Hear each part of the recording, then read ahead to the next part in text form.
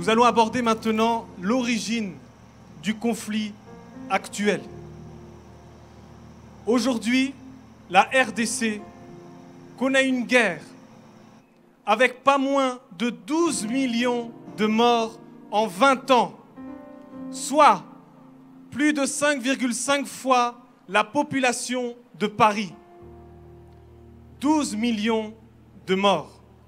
À l'origine, la communauté internationale avait demandé au Congo d'accueillir plusieurs vagues de réfugiés des pays voisins, notamment des milliers de Rwandais qui fuyaient le génocide du Rwanda en 1994.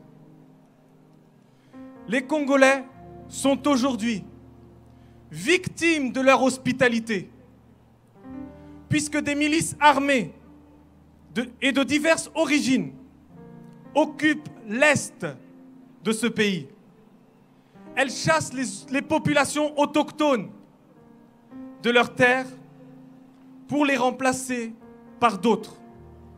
Ces groupes armés sèment la terreur, commettent massacres, viols et pillages en toute impunité. Mi-avril 2018, il y a eu une réunion à Genève pour une levée de fonds pour la République démocratique du Congo, pour lever plus de 1 milliard d'euros pour aider, ce que nous disait David, les réfugiés et la population congolaise. En 16 ans, rien n'a changé, tout a empiré. Et le président actuel, Joseph Kabila, s'est permis de dire que son peuple allait bien, s'est permis de dire qu'il n'y avait pas de problème dans ce pays. Je vais vous dire quelque chose. Qui a un téléphone? Vous avez tous des téléphones. Prenez-en soin, car dans ce téléphone, il y a les larmes et le sang d'enfants et de femmes qui vont chercher du coltan. Prenez-en soin.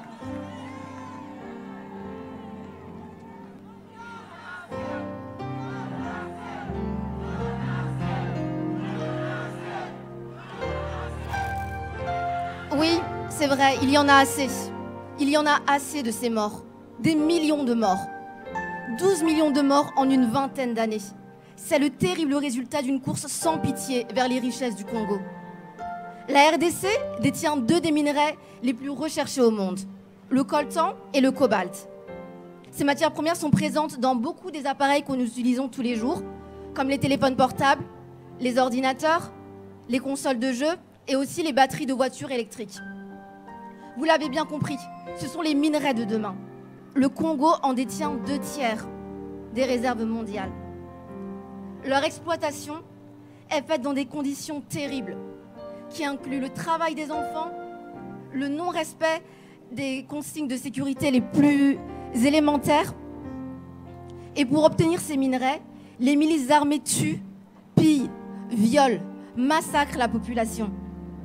N'oublions jamais le prix payé par les enfants congolais pour que nos enfants puissent jouer à leur console de jeu préférée. N'oublions jamais le prix payé par des millions de familles pour que nous jouissions des téléphones portables dernier cri. N'oublions jamais le prix payé par des milliers de femmes violées pour que nous puissions avoir des ordinateurs portables de plus en plus performants. Des entreprises comme Samsung, Apple, Microsoft et bien d'autres encore utilisent ces minerais et participent à ces crimes. Nous aussi, consommateurs, nous participons d'une certaine manière. Nous ne pouvons pas rester indifférents. Pour les 12 millions de morts en 20 ans, nous disons non. Pour les 4 millions de déplacés, nous disons non. Pour les millions de femmes violées, nous disons non. Pour les jeunes filles, les fillettes à qui on a volé l'innocence, nous disons non. Pour les milliers d'enfants privés de soins médicaux et d'éducation, nous disons non.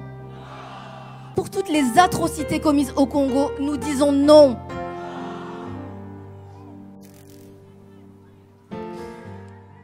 Qui est ton prochain? Qui est mon prochain? Je pense à ces jeunes filles aujourd'hui, en ce moment même, qui se font violer au Congo. Je pense à ces femmes Et vous, pensez à elles. Je pense à ces enfants qu'on envoie dans les mines en ce moment même, en train de travailler dans des conditions sans nom, de mettre leur vie en péril pour des téléphones, pour des PlayStation.